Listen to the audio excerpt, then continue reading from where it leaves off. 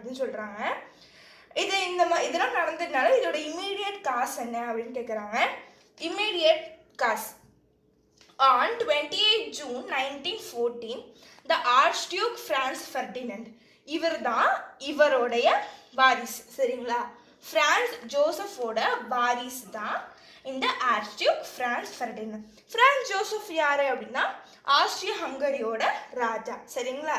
இவங்க அதாவது இவரோட வாரிசு கொல்லப்பட்டுட்டாங்க. யாரால அப்படின்னு பார்த்தீங்கன்னா பிரின்சப் யாரு பாஸ்னியன் சப், அதாவது பாதி பாஸ்னியன் பாதி செர்பியன், அதனால இவங்கள பாஸ்னியன் சர்ப் அப்படின்னு சொல்லுவாங்களாம். ஓகே, ஸோ இதை அவங்க கொண்டுட்டாங்க இல்லையா, இதை ஒரு வாய்ப்பாக பயன்படுத்திக்கிட்ட ஆஸ்ட்ரியா என்ன பண்ணிட்டாங்க அப்படின்னா செர்பியாவை தனியே ஒரு ஸ்டேட்டாக தள்ளி விட்டுட்டாங்க. நீ தனியாக இண்டிபெண்ட்டாக போ அப்படின்னு சொல்லிட்டு தள்ளி விட்டுட்டாங்க. சரிங்களா? Next, Germany thought that it should strike first. நாம ஃபர்ஸ்ட் போர் தொடுக்கலாம், நாம ஃபர்ஸ்ட் போகலாம் அப்படின்னு சொல்லிட்டு நினச்ச ஜெர்மனி என்ன பண்ணாங்க அப்படின்னா ரஷ்யா மேலே போய் போர் தொடுக்கிறாங்க. எப்போ அப்படின்னு பார்த்தீங்கன்னா 1 ஆகஸ்ட். அவ்வளோ